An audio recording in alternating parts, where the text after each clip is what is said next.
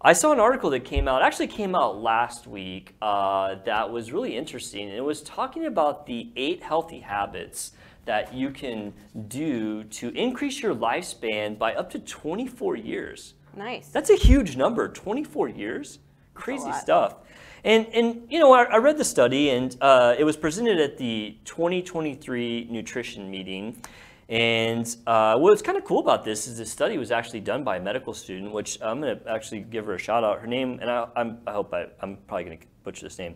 It's Zon Mai Win. She's a medical student. I forgot where she goes to med school, but I thought that was really cool because I did some studies as a resident, research papers, and actual some data research. And I remember as a resident, I was like, am I really qualified to do this? But as a medical student, that's even more impressive. And so apparently she did this research and presented at this meeting. So good job, soon to be Dr. Wynn.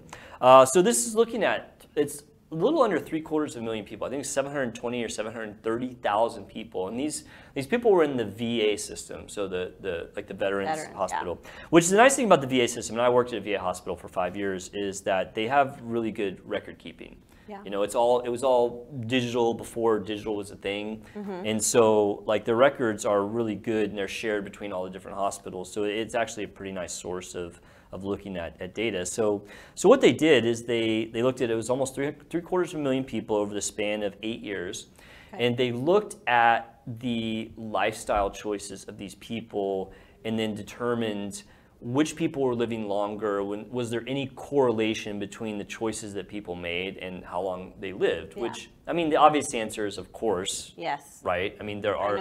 I bet I know like the 2 biggest culprits too. Okay, well, okay. So before I'm gonna call you out on that, and you're gonna tell me how many you can think of. So in the study, for people who adopted all 8 of these habits versus people who did 0. The lifespan increase was 24 years for men and 23 years for women. And the other thing that's really cool about this is this looked at adoption later in life, in your 40s, like my age. It wasn't that these people did these things from 18 years old on. They actually looked at adopting these things later in life, and that's more important, right? Because it's one thing to say, okay, if you do this one thing your entire life, you're going to live 20 years. There's another thing to say, hey, when you're middle-aged, if you just do this thing, you're going to live longer. And so these things really have a lot of weight. So, all right, well, come on. So what do you think? If you don't drink and smoke. That is actually 2 of them. Very, very good. So it's actually... That's a big problem with military, too. What's that? Drinking and smoking is a big problem. Oh, in the military? Yeah. Yeah, because you have some history of military family. Yeah, I remember you saying that. So not smoking, that's a big one. Now, as far as the alcohol goes, it actually was not regularly drinking alcohol excessively, which I was happy to see that. That's nice. It was nice because I do like an occasional bourbon, and so I feel like, okay, maybe I was gonna like check myself on these and say, okay, how am I doing on these? So not smoking, that's good. Yeah, I don't smoke, so I'm good on that one. Being physically active, that was an important one. So I feel like I'm pretty good on that one. I'm not. I know you're like super workout girl. We were just talking about your CrossFit. I think that you probably could destroy me in a CrossFit competition, but I think I'm doing okay for my age. I'm out there running and staying active. Yeah, you're doing something. That's what counts. Managing stress was one. Yeah. If you're overly stressed, it has been shown that does affect your long-term survival rate. Not regularly drinking alcohol excessively. Yes. We talked about that one. Binge drinking. Here's the one that I fail at miserably. Any idea? Nutrition. No, actually, that is on there. Wait. Oh, healthy diet. Yeah, healthy diet is on there. I'm actually pretty good on that one nowadays. Like, so as I got older, my metabolism started to slow down. I used to eat like crap. Like I would like go out to lunch and when I say eat bad, I would eat a lot. Well, eating like crap not only affects your body, but it affects you like mentally and emotionally. You think so? I was always really happy when I was eating a lot. But that's because you didn't notice that was what was happening. Yeah. I didn't notice I was but when you get older, it definitely messes with you. Totally. Well, it definitely made me add on pounds, and so I used to go out for lunch. I love restaurants, and I like eating different ethnic foods and trying different things. And so when I would have free times at lunch, I would go out and eat these huge meals. And You're then making me hungry just now.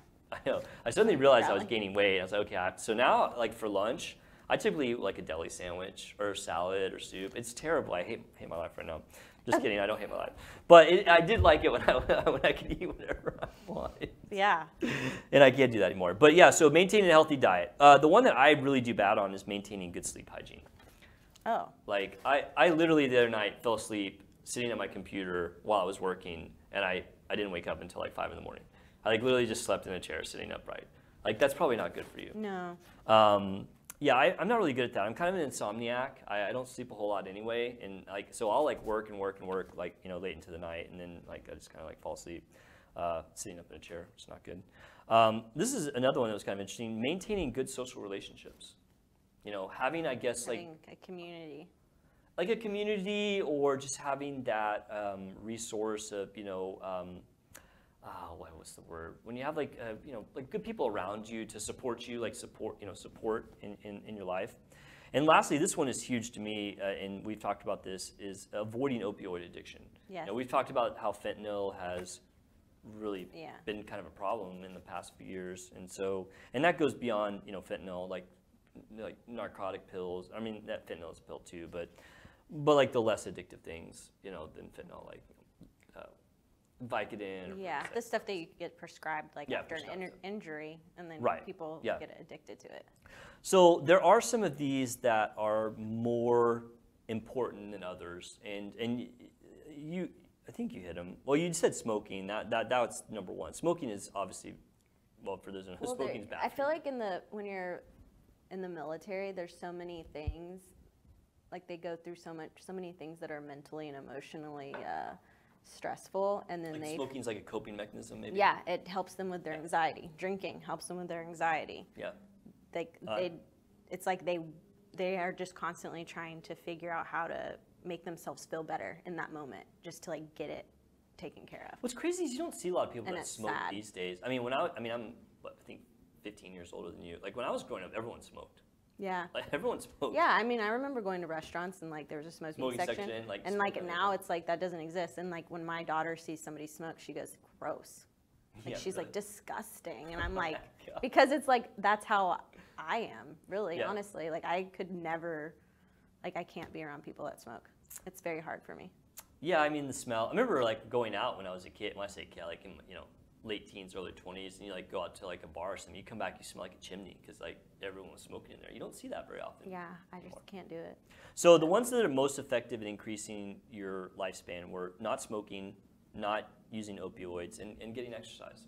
Nice. That was the other one. Yeah, actually, so the people who did those things, so the people who didn't do those things, meaning they did smoke, they used opioids, or they didn't exercise, had a 30 to 45% increased risk of mortality over somebody who didn't annually. Mm-hmm. That's pretty crazy. That's huge. So the next most important ones were stress relief, not overly indulging in alcohol, having a good diet, and good sleep habits. Those, for people who didn't do those things, so that were on the bad side of those, 20 to 30% increased risk in death.